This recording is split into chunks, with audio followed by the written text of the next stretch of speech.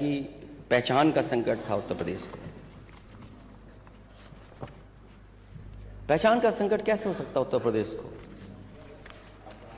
जिस उत्तर प्रदेश ने सबसे ज्यादा देश को प्रधानमंत्री दिए हों, प्रधानमंत्री के साथ साथ कोई भी देश का पैरामीटर होगा ग्रोथ का, बिना उत्तर प्रदेश के वो बेहतर नहीं हो सकता। अगर उत्तर प्रदेश के पैरामीटर चाहे हेल्थ के हों, चाहे एग्रीकल्चर के हों, चाहे एजुकेशन के हों, चाहे एम्प्लॉयमेंट के हों, किसी भी पैरामीटर पर अगर उत्तर प्रदेश पिछड़ जाएगा तो देश के पैरामीटर्स पिछड़ जाएंगे। अगर ये बात कही जाती है पहचान का बहुत बड़ा संकट था, ये बात किसी को समझ में नहीं आएगी। और अगर पहचान का संकट था 2012 से लेकर के 2017 में, तो उत्तर प्रदेश में सबसे बड़ा इन्वेस्टमेंट क्यों आया? एचसीएल लखनऊ में क्यों आया? ट्रेनिंग इंस्टीट्यूट एचसीएल की क्यों बनी लखनऊ में? चक गजरिया में ट्रिपल आईटी क्यों बनी? और एचसीएल वो जगह है, जब पहली बार मैं उसका उद्घाटन करने गया था तो उस समय जो बच्चे और बच्चों के जो मां बाप थे, कई मां बाप ने मुझे बधाई दी और धन्यवाद दिया मुझे, और कहा कि मैं सरकार का और आपका धन्यवाद इसलिए देती हूं कि जिसके कारण हमारे बच्चे जो हैदराबाद या चेन्नई में पढ़ते थे, नौकरी करते थे, वो आज हमारे घर के पास हमारे बीच रह करके पढ़ रहे हैं और नौकरी कर रहे हैं। अध्यक्ष महोदय, जो भी मुझे उसमें करना था, सरकार की तरफ से जो भी सुविधाएं देनी थी, उस समय के अधिकारियों ने मिलकर के रास्ता निकाला और वो सुविधाएं दी। उसका परिणाम ये है। और मैं तो कहूंगा किसी भी मान्य सदस्य को अगर इस शक हो इस बात का कि एचसीएल में कहां के बच्चे पढ़ रहे हैं, वो जाकर के देखें। इसी लखनऊ, इसी कानपुर के सबसे ज्यादा बच्चे वहां पढ़ रहे हैं, नौकरी कर रहे हैं और सबसे ज्यादा सम्मान की नौकरी पा रहे हैं। हो सकता है 6000 से ज्यादा व्हाइट कॉलर जॉब कर रहे हैं वहां पर। डबल इंजन की सरकार ने क्या दिया उसके मुकाबले? मुझे एक प्रोजेक्ट आप बता दीजिए लखनऊ में, या पूरे उत्तर प्रदेश में बता दें आप। सैमसंग फाइल उठा करके देख लीजिए, किस सरकार की देन है। जो उसको सरकार की तरफ से इंसेंटिव मिलना था, उसके लिए कोर्ट जाना पड़ा उसको, तब जाकर के सरकार ने कितने वर्षों के बाद इंसेंटिव दिया है। और जो मेट्रो चल रही है शहरों में, क्या लखनऊ की मेट्रो आपकी सरकार लाई थी? तस्वीर तो अपनी लगा दी। यही तो कर सकते हैं आप, और क्या कर सकते हैं? क्या लखनऊ की मेट्रो आप लाए थे? और अगर आप लाए थे तो जहां तक जाती है वहां से वापस क्यों आ जाती है? दूसरे सेक्शन में क्यों नहीं गई अभी तक? 7 साल हो गए डबल इंजन की सरकार के, 7 साल हो गए। वो मेट्रो वहीं से लौट के आ जाती है। क्या कानपुर की मेट्रो आपने प्रपोज की थी? क्या कानपुर की मेट्रो आपकी सरकार की प्रपोज थी? क्या आगरा की मेट्रो आपकी प्रपोज थी? और अगर आपने प्रपोज किया था तो उसका सेकंड फेज क्यों नहीं कर पा रहे हो आप? दिल्ली से जोड़ने वाली नोएडा, वो किसने मेट्रो बनाई? और मुझे अभी भी याद है कि दिल्ली की सरकार ने मदद नहीं की थी बजट को लेकर के। उत्तर प्रदेश ने अपने नोएडा के बजट से देकर के वो दिल्ली से जोड़ने का काम मेट्रो ने किया था। नोएडा टू ग्रेटर नोएडा किसने मेट्रो दी थी? मैं जानना चाहता हूं, जो पहचान या पहचान का संकट था, अगर संकट कोई पैदा कर रहा है डेवलपमेंट को लेकर के या अर्बनाइजेशन को लेकर के, तो वो आपकी सरकार है, वो संकट पैदा कर रही है। क्या ये मेट्रो स्मार्ट सिटी का हिस्सा नहीं है? और जब इसका जवाब आए अध्यक्ष महोदय, मैं जानता हूं ये दाएं बाएं इधर उधर जाने कहां तक लेके जाते हैं, क्या ये स्मार्ट सिटी का हिस्सा नहीं है? और मुझे याद है मैंने बनारस को भी मेट्रो दी थी, लेकिन आपने बनारस की मेट्रो नहीं बनने दी। और जब आप पहली ट्रिप में गए थे झांसी, मुझे आज भी याद है और कई बार on the floor of house में ये बात कह चुका हूं, आपने कहा था कि झांसी से दिल्ली को जोड़ने के लिए एक्सप्रेसवे बनाया जाएगा। क्या वो एक्सप्रेसवे बन गया 7 साल में? झांसी में मेट्रो बन गई क्या? झांसी को भूल जाइए। आपने तो अपने लिए भी कहा था कि हम अपने गांव में बनाएंगे, जो आपका नया गांव है गोरखपुर। कम से कम उसकी तो पहचान बना दो मेट्रो चला करके। कौन रोकता है आपको? ये आपके नीचे हैं वित्त मंत्री जी, दीजिए 1000 करोड़। क्यों नहीं दे पा रहे आप 1000 करोड़? दे दीजिए 2000 करोड़ रुपए। क्यों गोरखपुर में नहीं मेट्रो चल पा रही है? क्योंकि आप चलाना नहीं जानते हो, आप चलाना नहीं चाहते हो। और ये जितने भी डब्बे बने हैं, अगर पहचान का संकट होता तो वो कंपनियां आपके यहां नहीं आती। मुझे याद है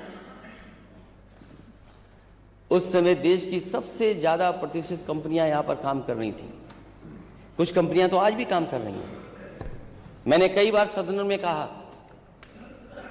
कि कुछ कंपनियों ने ऐसा काम किया था जो एग्जाम्पलरी था। एक्सप्रेसवे कभी 23 महीने 24 महीने में नहीं बनते, 21 महीने में नहीं बनते। लेकिन मैं इस सदन में उन कंपनियों को बधाई देना चाहता हूं कि उन्होंने उस एक्सप्रेसवे को 23 और 24 महीने में बना करके खड़ा कर दिया था। उद्घाटन हो गया था उसका। आप उन्हीं में से एक कंपनी से आप मंदिर बनवा रहे हैं, लेकिन आपने सड़क नहीं बनाने दी उनको। क्या वो कंपनी नहीं बना रही मंदिर? मैं जब देख रहा था L&T की बात, एक कोई इंजीनियर जब बता रहा था कि ये टेक्निकल हम चीजें फॉलो कर रहे हैं, ऐसे बन रहेगा, वैदिक जो हमारा है इस तरह बनाया जाता है। तो आपका जो पूर्वांचल एक्सप्रेसवे है क्यों नहीं बनने दिया उससे? बुंदेलखंड एक्सप्रेसवे क्यों नहीं बनने दिया? और मैं फिर दोहराता हूं बात, अगर ये प्रदेश प्रधानमंत्री बनाता है तो दिल्ली वाले बजट एक्सप्रेसवे के लिए क्यों नहीं दे रहे? उत्तर प्रदेश को क्यों नहीं दे रहे पैसा?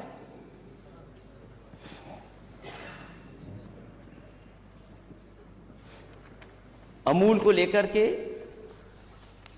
समाजवादी सरकार में यहां पे इन्वेस्टमेंट हुआ था और उसी समय अमूल से यह बात तय हो गई थी कि लखनऊ, कानपुर और वाराणसी में 3 प्लांट आप लगाएंगे और मिल्क प्रोक्योर करेंगे। यहां पर 2 प्लांट लग करके तैयार हो गए थे, तीसरा बाद में लगा।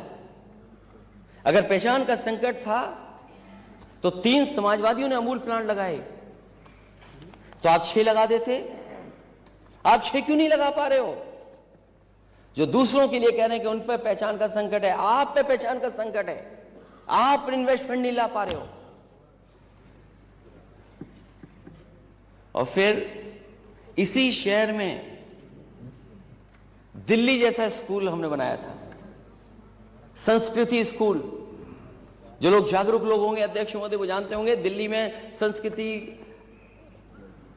संस्कृति स्कूल में एडमिशन नहीं मिल सकता आसानी से। वहां एडमिशन पाने के लिए न जाने क्या क्या करना पड़ता है। उस समय अधिकारियों ने कहा कि यहां भी हम लोग बनाना चाहते हैं लखनऊ में, आप बजट दीजिए। हम लोगों ने बजट दिया और इसी लखनऊ में स्टेडियम के बगल में 6 गजरिया में संस्कृति स्कूल बना। कुछ दिन चला भी, लेकिन जो ये बड़ा बजट बताते हैं, जाने कितना बड़ा बजट है आपका। क्या संस्कृति स्कूल चल रहा है लखनऊ में? सैनिक स्कूल 3 लेकर के आई समाजवादी सरकार। आप केवल गोरखपुर में ले गए एक सैनिक स्कूल। उत्तर प्रदेश में और किसी मान्य सदस्य के क्षेत्र में क्यों नहीं है सैनिक स्कूल?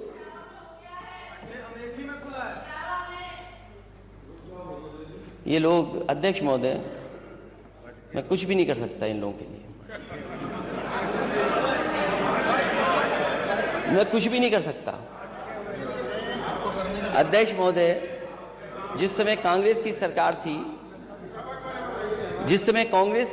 थी, उस समय वहां के जो शिक्षा मंत्री थे, उन्होंने मुझे फोन किया और कहा कि वो एक अमेठी में सैनिक स्कूल बनाना चाहते हैं।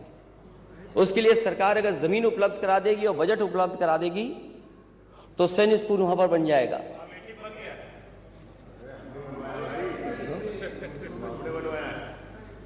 तो जब मैंने अध्यक्ष महोदय उनसे कहा कि आप एक नहीं,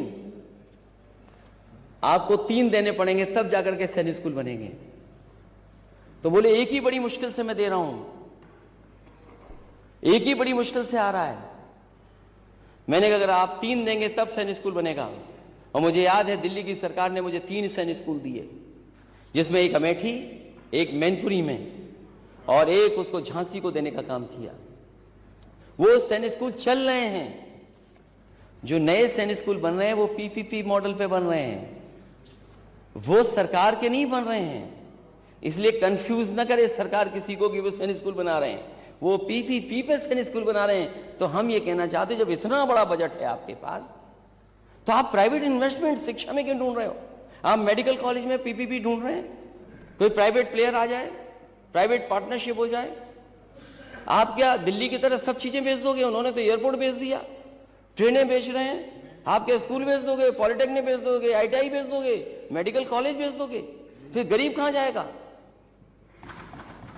गरीब का इलाज कहां पर होगा? गरीब कहां पढ़ेगा? तो मैं ये जानना चाहता हूं सरकार से कि इतना बड़ा बजट है, सैनिक स्कूल ज्यादा क्यों नहीं बन रहे? अमूल के प्लांट केवल 3 ही क्यों हुए, 6 क्यों नहीं आए इनकी सरकार में? और मुझे याद है कि अक्षय पात्रा को लेकर के कि हमारे बच्चों को कुक्ड फूड मिले, cooked food, hot cooked food मिले, तो उसके लिए योजना चालू की थी। जितनी समाजवादियों की सरकार भी शुरू से आगे नहीं बढ़ पाए। एक बनारस में उस समय भी प्रपोजल था, उसके बाद उत्तर प्रदेश में और क्यों नहीं?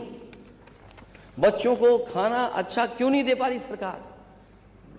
और संकट होता तो शायद इस तरह की संस्थाएं नहीं आती उत्तर प्रदेश में। ये तो कुछ बताई है मैंने, ये बहुत सारी और भी योजनाएं जो आई थी और लगातार आती हैं। जो लोग मेदांता तो अस्पताल में सब इलाज कराने जाते हैं और मुख्यमंत्री जी से उससे तो वो उद्घाटन करवाते हैं कई मशीनों का। मैं तो नेता सदन से कहना चाहता हूं प्राइवेट की क्यों मशीन उद्घाटन करते हैं आप? आपका 100 एकड़ में बना हुआ कैंसर इंस्टीट्यूट है, उसका उद्घाटन करो। हालांकि आपने किसी की प्रतिमा लगा दी, हमें कोई शिकायत नहीं उन पर से। अरे कम से कम आपने खुद बनाया होता, फिर लगाते तो खुशी ज्यादा आपको होती।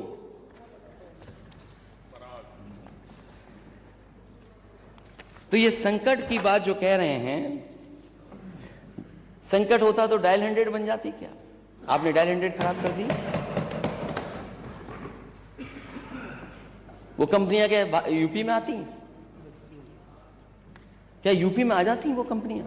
और फिर मुझे खुशी इस बात की कि बड़े पैमाने पर हम लोगों ने लैपटॉप डिस्ट्रीब्यूशन किया था। वो लैपटॉप डिस्ट्रीब्यूशन आपकी सरकार में क्यों नहीं हो पा रहा है? लैपटॉप कहां हुआ? लैपटॉप नहीं दिया। अध्यक्ष महोदय, कम से कम सरकार को अपने घोषणा पत्र पढ़ने चाहिए 14, 17, 19, 22 के, और फिर ये याद करना चाहिए कि रघुकुल रीत सदा चली आई, प्राण जाए पर बचन न जाए। भाई आप घोषणा पत्र में क्या लिख रहे हो और जारी क्या कर रहे हो? आप घोषणा पत्र में क्या क्या लिखा आपने? अगर लैपटॉप बांटे हो तो बता देना आप।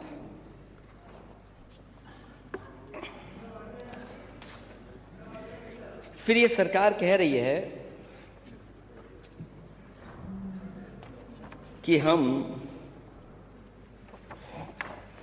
लखनऊ में दिल्ली की तर्ज पर एरो सिटी विकसित किए जाने की योजना है।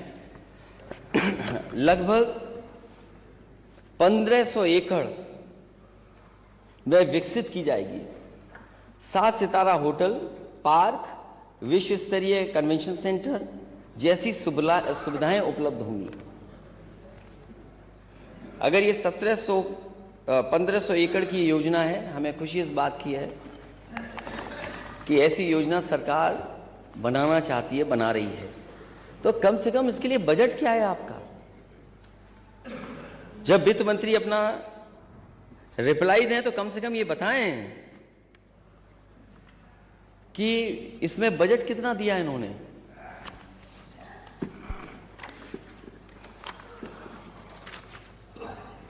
एक बात तो बहुत होती है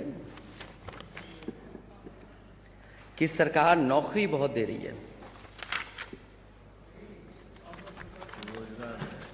और सरकार से मैंने हर बार कहा और सदन में कहा कि सरकार जो आंकड़े पेश करती है वो सच नहीं है आंकड़े।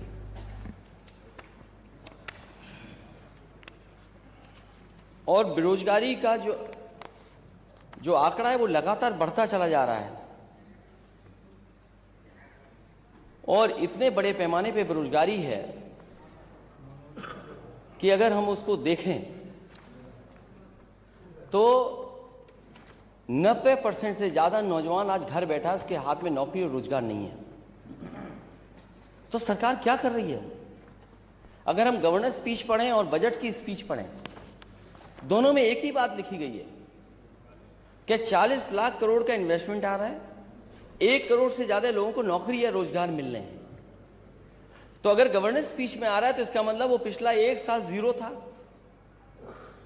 और इसमें क्या तैयारी है जो ये साल लगभग जीरो हो जाएगा। तो 2 बजट हो गए, तीसरा बजट है सरकार का। तो आखिरकार जमीन पर क्या है? और माननीय मुख्यमंत्री जी कहते हैं बेरोजगारी दर 4% है,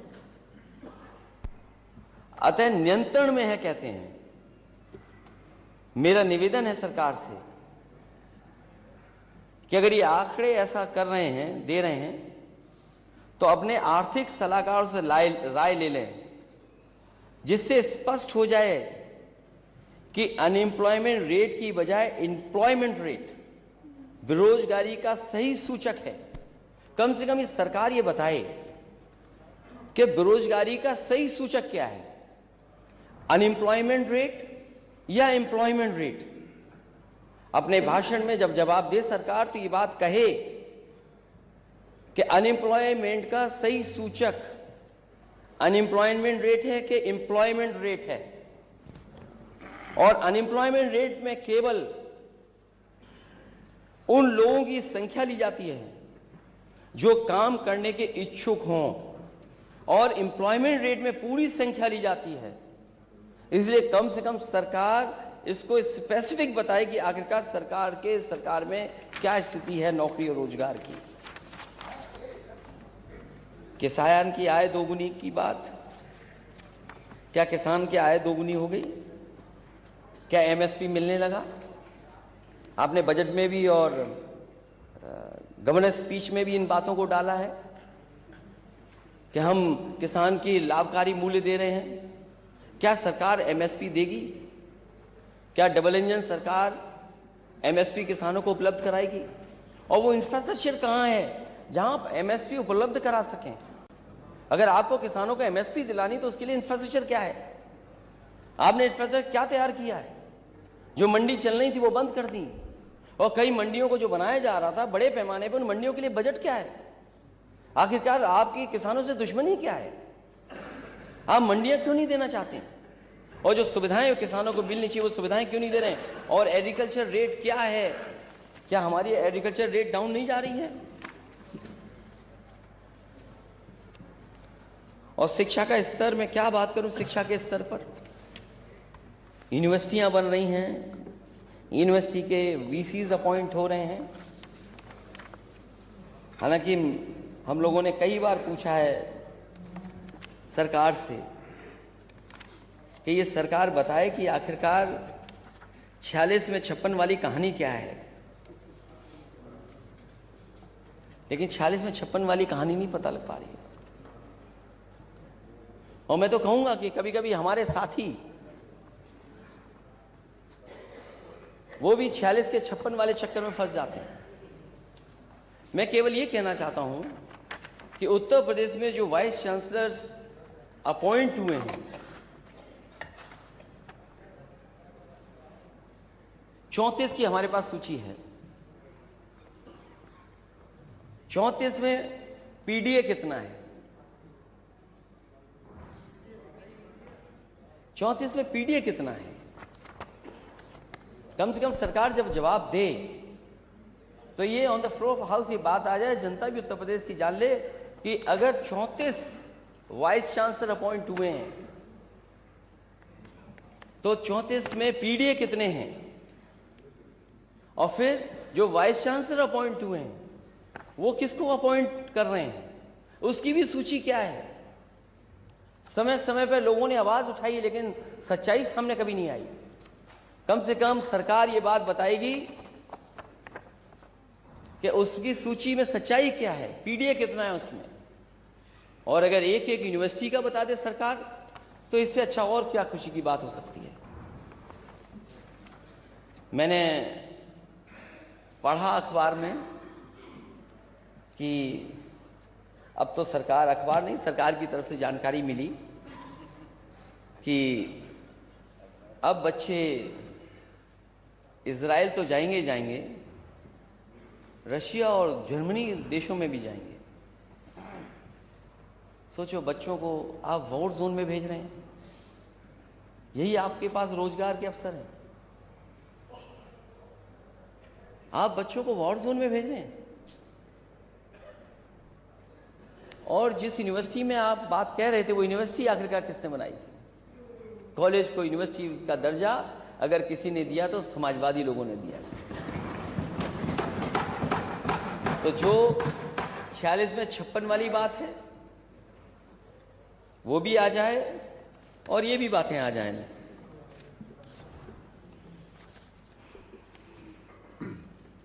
बिजली विभाग बहुत महत्वपूर्ण है कि मैं बहुत सारे विभाग को स्किप कर रहा हूं। मैं सीधा बिजली विभाग पे आता हूं। मैंने पहले भी पूछा, फिर मैं जानना चाहता हूं सरकार से, ये सदन जानना चाहता कि आखिरकार बिजली के कारखानों के लिए आपने बजट का इंतजाम कितना किया है, और जो बजट दिया है देरी किस बात की है, और दिल्ली से कौन सा नया प्लांट मिल गया है आपको? एटा का जवाहरपुर परियोजना अभी तक चालू क्यों नहीं हुई? समाजवादियों ने हरद्वागंज में सरकार में उसका शुरुआत कर दी थी, ललितपुर की परियोजना को आगे बढ़ाया, निवेली लिग्नाइट की परियोजना आगे बढ़ाई, इलाहाबाद में आगे परियोजना बढ़ाई, और भी जो भी बिजली बन सकती थी, बिजली के कारखाने बनाए जा सकते थे